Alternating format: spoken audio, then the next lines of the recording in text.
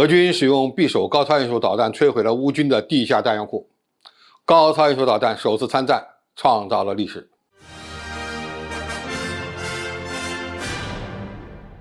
观众朋友、网友朋友，大家好，我是福田少。据塔斯社报道，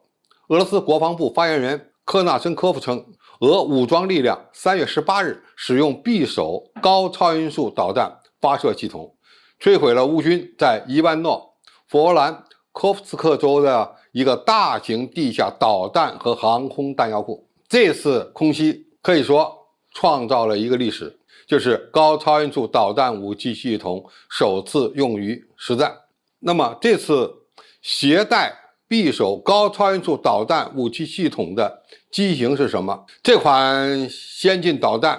有些什么样的特点呢？首先，根据过去的报道，目前俄军能够携带匕首高超音速导弹的机型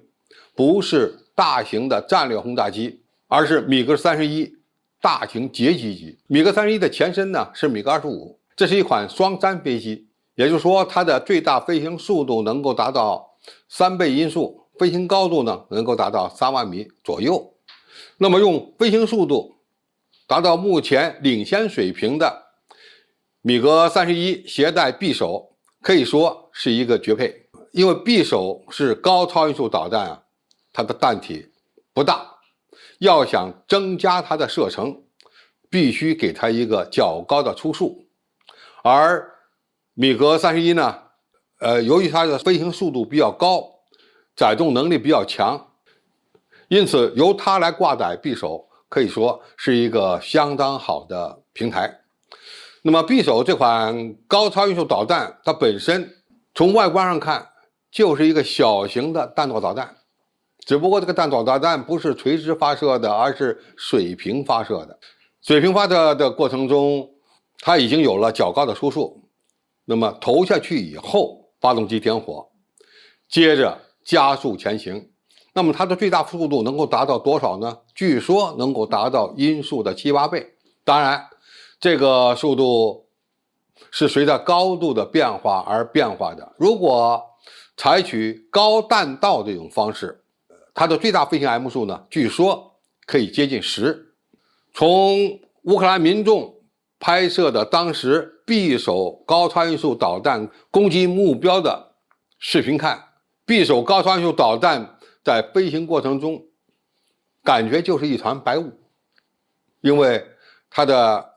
弹头的飞行速度极高啊，表面温度呢已经达到了几百上千度。在这样的情况下，只要大气的湿度比较大，周边的空气就被雾化，这是这种导弹的一个很重要的特点。那么第二个问题是，此次攻击是用匕首高超音速导弹打击地下设施，使用高超音速导弹攻击目标。由于它的射程比较远，载机不需要进入敌区的防空圈，就能够完成攻击使命。这是这次用高超音速导弹攻击目的之一。它第二个目的呢，就是由于匕首高超音速导弹的飞行速度比较高，动能非常大，因此它的穿地能力也非常强，两者加在一起，因此可以成为一款攻击地下目标的有力武器。既然俄罗斯这次使用匕首高超音速导弹武器系统创造了一个历史，那么它向西方国家释放了什么信号？俄罗斯尽管这些年经济比较困难，但是它武器装备的发展脚步并没有停滞。目前呢，它已经搞出了多款高超音速武器系统，包括匕首，包括锆石。那么在高超音速武器系统领域，目前发展比较快的国家恐怕就2个，俄罗斯和中国。俄罗斯的武器系统有它的特点，中国的高超音速武器系统也有自己的特点。可以说，俄乌战争也标志着一个新的时代的开始，一个是信息化战场越来越透明，再有一个未来的武器系统，它的飞行速度可能会越来越高，更加难以拦截。当然，到底哪种武器装备代表了未来的发展方向呢？恐怕俄乌战争结束之后，就会给出一个较为明确的答案。好，今天的评述就到这里，谢谢大家收看，我们下期再见。